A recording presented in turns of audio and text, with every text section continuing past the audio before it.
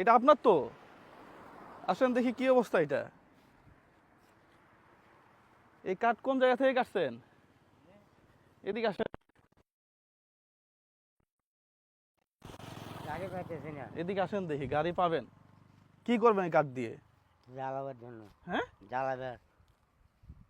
বিক্রি করবেন? হ্যাঁ, চালাবেন, বিক্রি করবেন?